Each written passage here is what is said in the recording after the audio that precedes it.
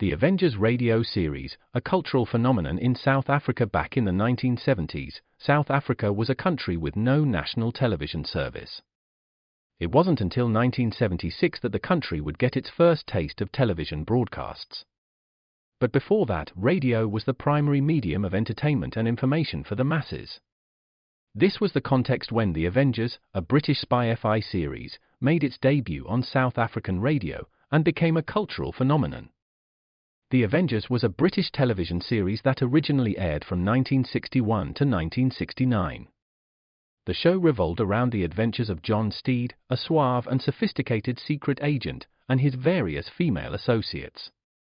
The series was a unique blend of traditional spy thriller elements with science fiction and fantasy, which set it apart from other shows of its time.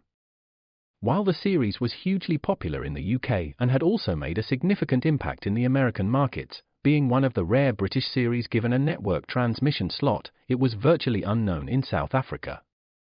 This was primarily due to the lack of a national television service in the country until 1976.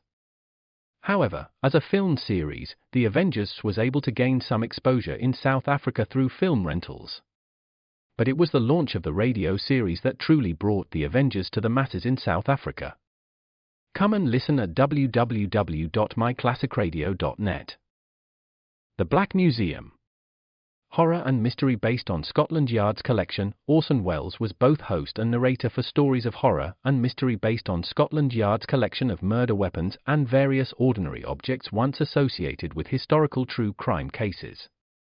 Walking through the museum, Welles would pause at one of the exhibits, and his description of an artifact served as a device to lead into a wryly narrated dramatized tale of a brutal murder or a vicious crime. In the United States, the series aired on the Mutual Network between January 1 and December 30, 1952. Beginning May 7, 1953, it was also broadcast over Radio Luxembourg, sponsored by the cleaning products Dreft and Miro. Since the BBC carried no commercials, Radio Luxembourg aired sponsored programs at night to England.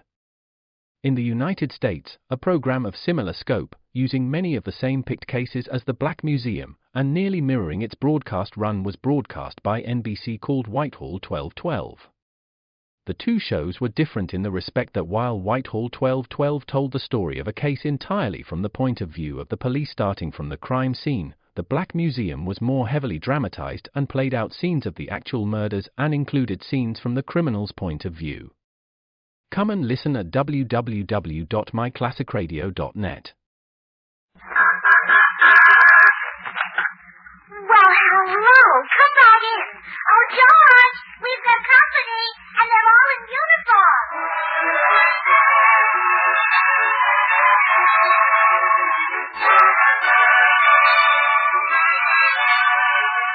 This is Bill Goodwin, inviting all you servicemen and women to enjoy another pleasant visit with George Burns and Gracie Allen, our tenor Jimmy Cash, and Felix Mills' orchestra. And now meet the people who live in the Burns house, George and Gracie.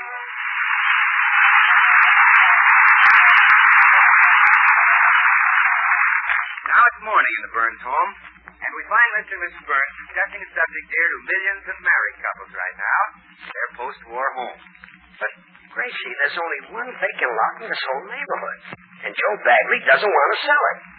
Can we build our house someplace else? Oh, no, George. We can't leave this neighborhood. Our roots are here. Our friends are here. And besides, you can't buy things like rubber hoses and lawnmowers and vacuum cleaners now. We've got all of those things. Yeah, but if we move away, we'll have to return them.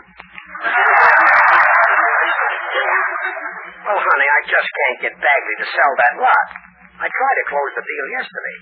He even gave him one of my cigars, but I guess I was over-anxious. He smelled something fishy. Now, you shouldn't have taken the cellophane off. Well, I'll keep working on Bagley. Well, good morning, folks. Oh, good morning, Mrs. Reagan. This is my day off, Mrs. Burns, but I thought I'd get Mr. Burns his breakfast before I go. Swell, Mrs. Reagan. I'll have some bacon and eggs. Fine choice. And sure, there's no one in this whole world can fix bacon like I can. It's there, melts in your mouth. It's tender and crisp and crunchy and delicious. Good. Well, I'll have some. Oh, there's not a speck in the house. But I just smelled some frying. That you did. But before I had a chance to bring it into you, it had disappeared into the blue. Disappeared? That's ridiculous. Would I be telling you a lie, sir? No. Which is the soul of honor I am. Sooner than tell a lie, I would go without lace curtains on my windows.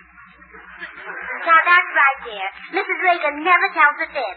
Look, I'll prove it. Mrs. Reagan, am I pretty? Oh, that you are. Am I talented? Yes, indeed. Am I smart? Oh, smart as a whip. Am I the prettiest, most talented, smartest girl in the whole world? No. I should have quit when I was ahead. Well, anyway, she doesn't lie, George. There's no bacon. Would you like a nice scrambled egg, Mr. Burns? Well, of course you would. But there's nothing so nourishing as a nice scrambled egg. Okay, just bring me the scrambled egg, Mrs. Yes, Reagan. sir, I will. Oh, funny about that bacon disappearing. Yeah, well, never mind, sweetheart. In our post-war home, we have a machine where you just press a button and bacon comes out. Great idea. But what could they make a machine like that out of? Pig iron? Yeah, pig iron. And we'll have a copper one, too, if we want a copper coffee. You're making a joke, huh? Well, sort of, yes. Mr. Burns, Yes, Miss Reagan. would you like a nice waffle for your breakfast? Oh, of course you would. But there's nothing so nourishing as a nice waffle. But what about my scrambled egg?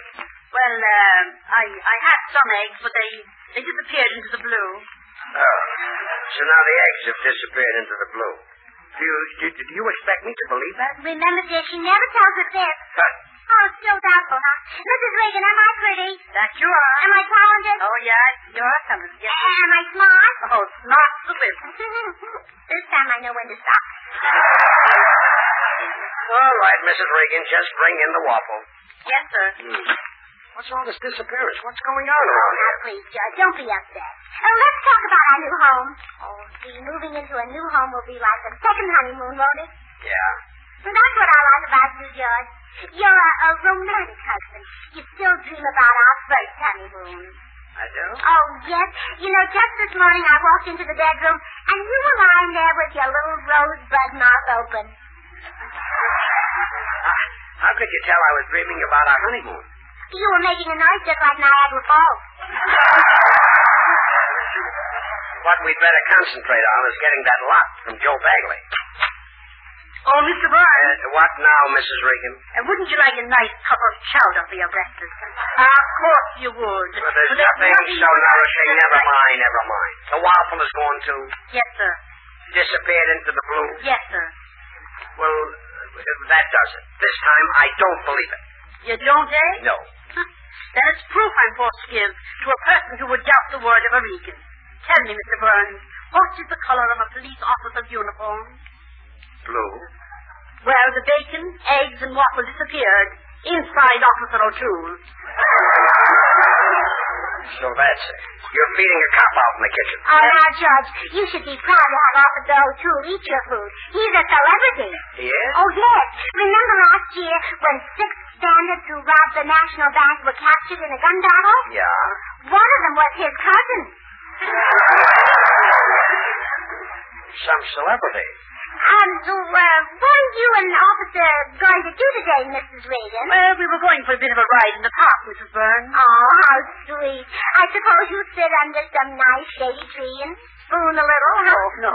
We couldn't do a thing like that. Well, why not? Nathan, who'd hold his horse? Better forget my breakfast, Mrs. Reagan, and run along with your policeman. Oh, and Mrs. Reagan. Yes? Be sure to take the waste kitchen fat to the butcher shop. You know, the government needs waste kitchen fat now more than ever before. You bet I will, Mrs. Burns. Well, we're back where we started. How do we get that lot from Bagley? Come in. Well, hi, boss. Say, what's the matter? You look worried. Well, Bill, Joe Bagley owns the only vacant lot in this neighborhood. And we want to buy it from him to build our post-war home on. Yes, Bill. It'll be one of those plastic houses with all the latest inventions. There'll be a gadget that does the laundry, sweeps the floor, dusts the furniture, and all for a few cents a month. Well, it's certainly cheaper than the gadgets you got doing it now. He costs you a fortune. Look, comedian. Bill, I'd appreciate it if you wouldn't poke fun at George. I happen to think he's wonderful. And from now on, if you can't say nice things about him, just don't say anything. Oh, gosh, Gracie, I was only kidding. I love George. I think he's the sweetest little old man in the world. That's better. Gee, I love every wrinkle in his darling little face. Now you're talking. I love every hollow in his precious little chest. That's the stuff. I love every... All right. Stop loving me. Bill, if you love me so much, help me get that lot of Joe Bagley's. If I can only... Oh, I'll answer it. Well. My little 5-year-old sweetheart. Hello, Susan. Good morning, Mrs. Burns. Good morning, Mr. Burns. Oh, good morning, Susan. Come in. Well, I'll be running along. See you later, dream girl. All right, Dream Man. Dream Man? Oh, didn't you know? Mr. Goodwin and I are going to be married. You are? Yes. We haven't set the day yet, but it will be sometime in 1960. Won't he be a little old for you by then? Oh, no. Mr. Goodwin says he won't get any older. He takes vitamins. That's cute. He takes vitamins. That keeps him from getting older. Yeah. Well, George, don't stand there. Run after Bill and find out what they are.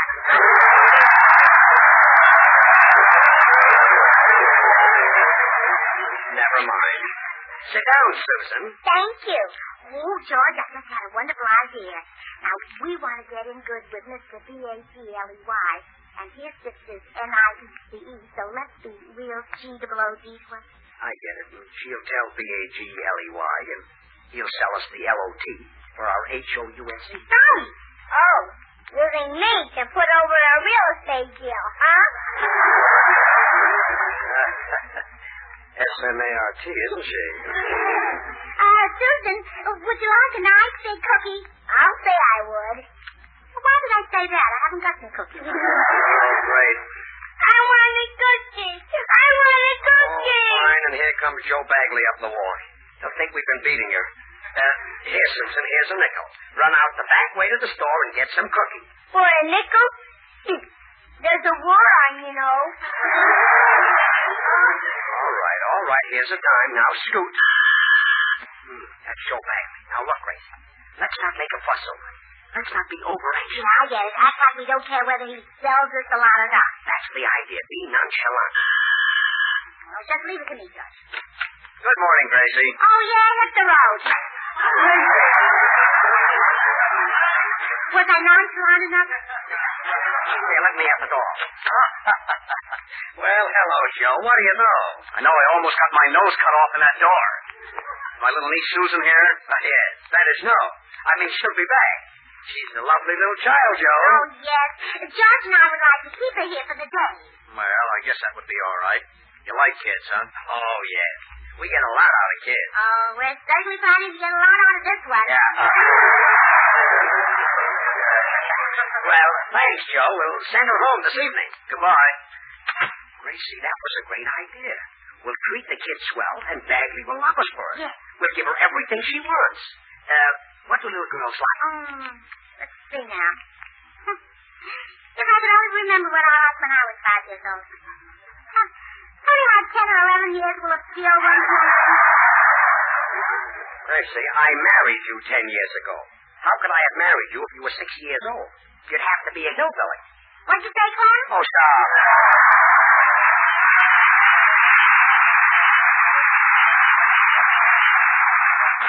Well, George and Gracie have their hearts set on Joe Bagley's vacant lot as the location for their post-war home. But Joe doesn't want to sell, so they're taking care of his little niece, hoping to influence him. Judge, isn't Susan a darling child? Yeah, she's a bright little thing. Oh, yeah, what an imagination. A little while ago, I found her in the bathroom playing gardener. Playing gardener, huh? Yes, your camel's hair coat was the lawn. That's cute. And the lawnmower was your electric razor. Oh, no. I caught it just as she was mowing the back terrace. Gosh, with winter coming on, how much camel's hair did she mow? Well, where you need it most on a windy day, it's just camel. Murder. How does a 5-year-old think of things like that? Oh, she didn't think of it. Oh, it was your idea. Well, George, I've been trying to get rid of that old moth-eaten trap ever since we've been married. Moth trap? Honey, that's a very expensive coat. I bought that when we were in vaudeville, remember? Wore it morning, noon, and night. Wouldn't take it off. You couldn't take it off. You hopped your suit to buy it. Well, I don't mind a coat so much, but she ruined my electric razor. I'm going in and take it away from her. Oh, no, wait, George. She's just a child. You must learn how to handle children. Now, calm down. I've got some news for you. You're going to have one of your own. What? A brand new one. It'll be all yours. Gee, honey. When will it be? Just as soon as they start making electric razors again. Oh, fine. Look, let's send Susan home. But, George, she's our only chance to get Joe Bagley's lost. Well, that's right. We'll have to be nice to her. Aunt Gracie, I'm hungry. Oh, all right, Susan. What would you like? Well, I should have some spinach. Spinach? Okay, Susan. I'll run down to the store and get you some spinach.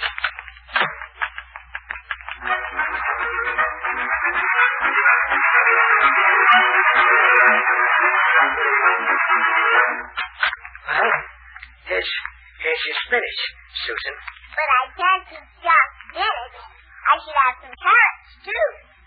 Carrots, too, huh? Okay. I'll be right back.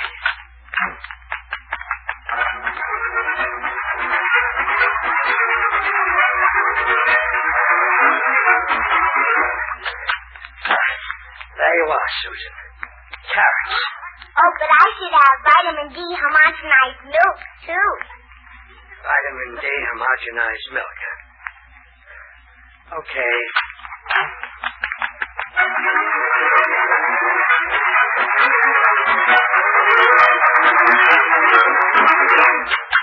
Well, here you are, Susan. Spinach, carrots, and milk. Now, eat it. No, I wouldn't eat that. But you told me that's what you should have. Yes, that's what I should have. But I never eat it because I don't like it. Now, Susan. I'm hungry. I'll go, George. Hi, Gracie. Oh, Bill, maybe you can help us. How do you get a girl to eat? Well, I wouldn't know. My problem's always been getting them to stop. Gracie, why is it every time I take a dame out, all she wants to do is eat? Well, Bill, I guess she feels safer with a knife in her hand. Why, Grace. But I'm talking about the Bagleys, niece, little Susan. Come in and see if you can help. Oh, come on, Susan. Eat the nice carrots. I don't want to. Well, but Susan, they give you curly hair. Carrots put the curls in my hair. Oh, really, Bill? You mean at night you put your hair up on top? Why won't she eat, Susan? Mommy always makes me some nice hot oatmeal. Oh. Well, all right, Susan. I'll go out and make you some oatmeal. Bill, I have to answer the door. Why don't you take Susan on your lap and tell her a story? Okay, George. Well, jump up on my lap, Susie. That's it. Now, put your head on my shoulder. There. Now, how would you like to be in pictures? Oh, wait a minute. That's the story I give the older girl. Bill, tell her the story of Little Red Riding Hood. Okay, George. Well, Susie, once upon a time, there was a little girl. Here's your mail, Mrs. Burns. Oh, it's Mr. Burns. Hello, Mr. Postman. Say, do you have any children? Oh, yes. I have 2 daughters, Frances and Chevrolet. Chevrolet? She just arrived this year. You named her Chevrolet? Yes. What we really wanted was a car.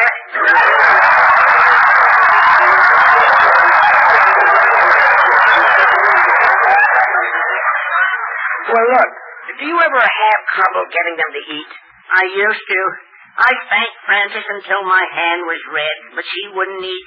Then I bought a book on child psychology. And that did it? Yes. When I spanked her with that, she ate. Well, I couldn't spank the little girl I'm taking care of. She's Joe Bagley's niece, and I'm trying to buy a lot from him. Well, I'll be running along. So long, George. Oh, so long, Mr. Postman. Goodbye. Goodbye. Well, goodbye, Mr. Burns. Remember, keep smiling.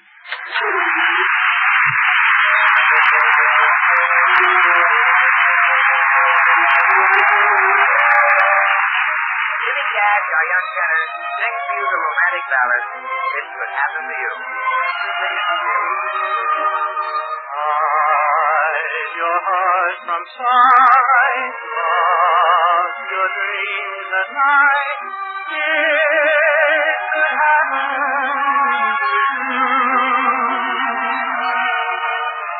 Don't count stars or you might stumble.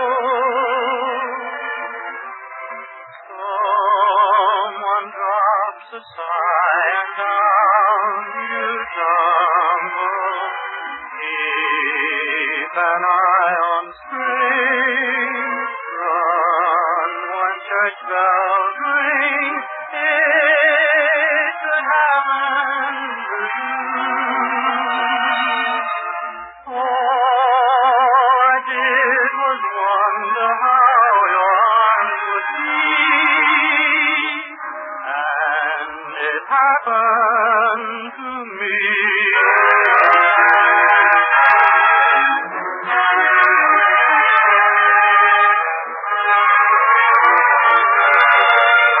It could happen to you.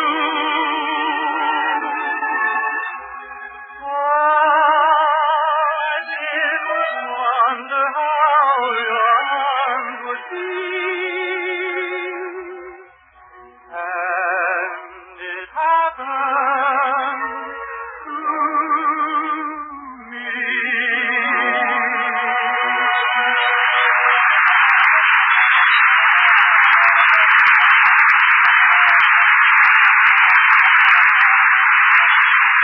Well, Susan, you better eat now. Aunt Gracie has fixed you a nice big dish of oatmeal. Mommy always served it with butter and cream. Butter and cream. What a remarkable memory this child has. Now eat your oatmeal, Susan. I don't want it. But oatmeal makes a person big and strong and handsome. Oh, look at Uncle George. What about him? He didn't eat his. Gracie, I think we're going to have to use P-S-Y-C-H... O-L-O-G-Y. Psychology. Thanks, kid. Now, be a good girl and eat your oatmeal. I don't want to. Well, George will eat some to show you how good it is. But I don't like oatmeal. George. All right. Yummy, yum. Oatmeal is delicious. Is it really? Mm-mm. Do you like it? Yeah. Then you eat it. Now, come on, Susan. Eat your food like a good little girl. Yeah, George, you take another spoon to show her how good it is. Now, one more spoonful. Open your little mouth. There. All gone. You ate everything on the table, George. You can open your eyes and let go of your nose now. Well, Susan, that shows you how delicious the cat... Hey, where's Susan? Well, she's in the kitchen eating your steak. My steak? Well, that's only fair. You ate her carrots. Now, look, I'm not going to... Remember, she's Joe's niece, and Joe owns the lot you want to buy. But she's got my steak, and I'm loaded up with carrots. Carrots are good for you, Joe. I hate carrots. My father says they're wonderful for night blindness. Well, he ought to know. He's blind every night. Well, anyway, we've made Susan happy. I gave her your billfold to play with. Well, good. Anything to keep her out of trouble. And Gracie, I've cut out all the paper dolls. Paper dolls? Yes. I cut out pictures of Washington and Lincoln and Hamilton.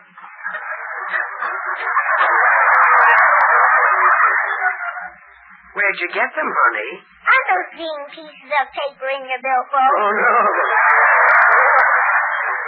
If I didn't want that lot of Joe Bagleys, I would...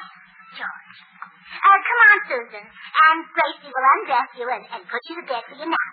Now, what's this in your pocket? That's the note my Uncle Joe gave me this morning. I forgot to give it to you.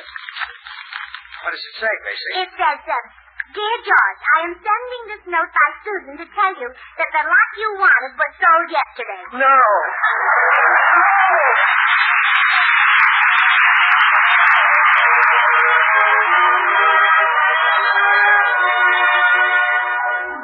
George, don't feel bad. I had my heart set on that post-war home. Oh, honey, I'd be happy anywhere with you. Well, I'd live in a cave with you. A shack. I wouldn't care if you pitched a tent on an empty lot. Really, honey? Sure, as long as it was Joe Bagley's lot. Oh, fine.